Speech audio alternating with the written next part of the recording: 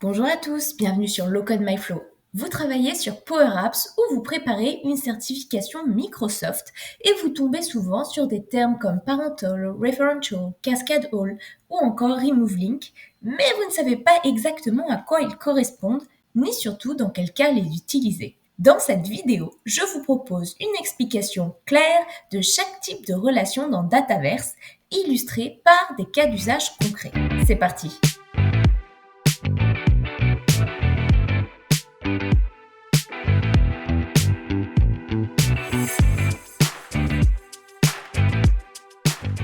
Avant de plonger dans les différents types de comportements relationnels, prenons un instant pour rappeler ce qu'est Dataverse et comment sont gérées les relations entre les tables. Dataverse, c'est la base de données relationnelle native de la Power Platform. Elle permet de structurer, sécuriser et interconnecter vos données de manière cohérente dans vos applications. Pour accéder à vos tables, on se rend dans l'espace Power Apps, puis on clique sur Table. C'est ici qu'on retrouve l'ensemble des entités, ou aussi appelées tables de votre environnement. On va retrouver les tables standards, mais également vos tables personnalisées. On va prendre ici l'exemple de la table compte, qui est une table native de Dataverse. Elle peut s'appeler Account si vous avez la version en anglais. Et en cliquant dessus, on accède à toutes ces colonnes. Mais ce qui va nous intéresser, c'est ici Relationship. On voit ici toutes les relations déjà définies entre la table compte et celles d'autres tables, notamment des tables système. Et c'est dans cette section qu'on va pouvoir consulter, modifier ou créer des relations. Pour voir les différentes options qui s'offrent à nous lorsqu'on crée une nouvelle relation, cliquons sur New Relationship. Imaginons qu'ici on veut créer une relation Many to One avec la table Contact, qui existe déjà de manière native, mais ici c'est juste pour vous montrer les différentes options. Dans Advanced Options, lorsque vous créez ou modifiez une relation entre deux tables Dataverse, vous devez d'abord sélectionner le type de comportement relationnel. 3 options s'offrent à vous: Parental, Referential ou Custom. Si vous choisissez Parental ou Referential, Dataverse applique des comportements prédéfinis en fonction du type de relation. En revanche, si vous sélectionnez l'option Custom, vous débloquez un niveau de configuration supplémentaire. Juste en dessous, vous verrez apparaître des menus déroulants pour affiner le comportement de la relation. Par exemple, que doit-il se passer si l'enregistrement parent est supprimé? Ou encore, s'il est réattribué. Pour chacune de ces actions, vous pouvez définir précisément ce que vous attendez.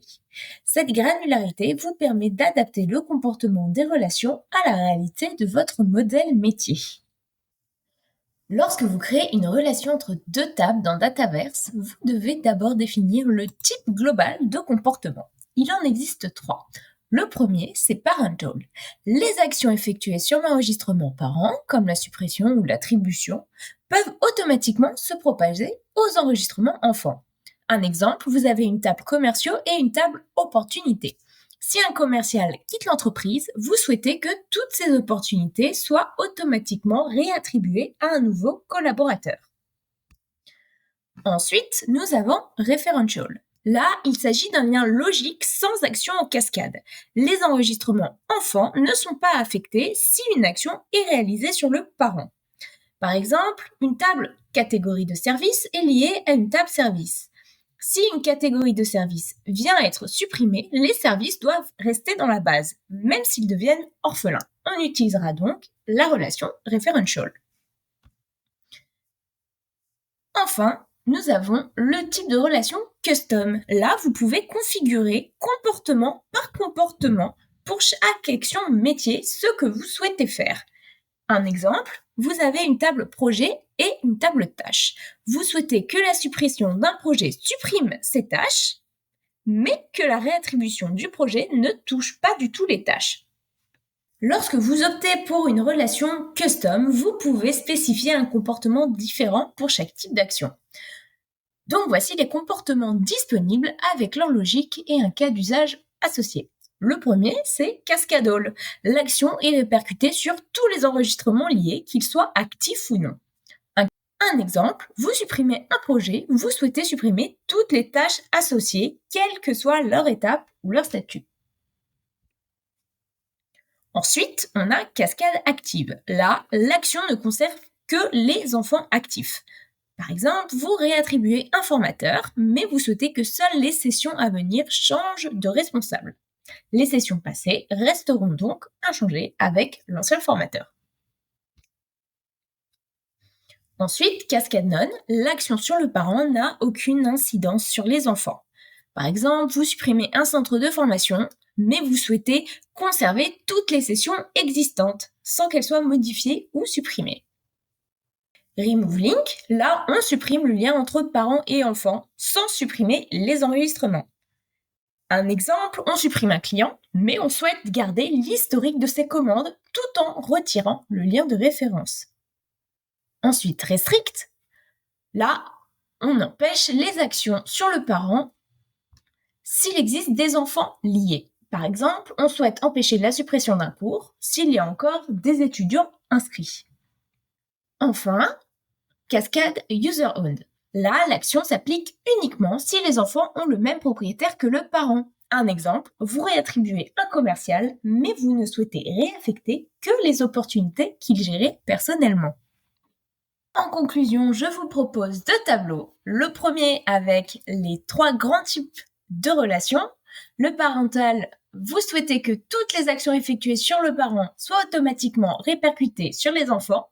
Avec Referential, vous souhaitez que les enregistrements enfants restent inchangés, même si le parent est supprimé ou modifié. Et avec Custom, vous pouvez configurer selon vos besoins. Les comportements que vous pouvez choisir sont le Cascade All, pour que l'action s'applique à tous les enregistrements, actifs ou non, le Cascade Active, pour que cela impacte uniquement les enregistrements actifs, le Cascade Non, pour aucune répercussion sur les enfants, le Remove Link, pour conserver les enregistrements tout en supprimant le lien, le Restrict, pour empêcher la suppression du parent s'il existe des enfants liés, et enfin le Cascade User Owned si vous souhaitez que l'action s'applique uniquement aux enfants ayant le même propriétaire que le parent.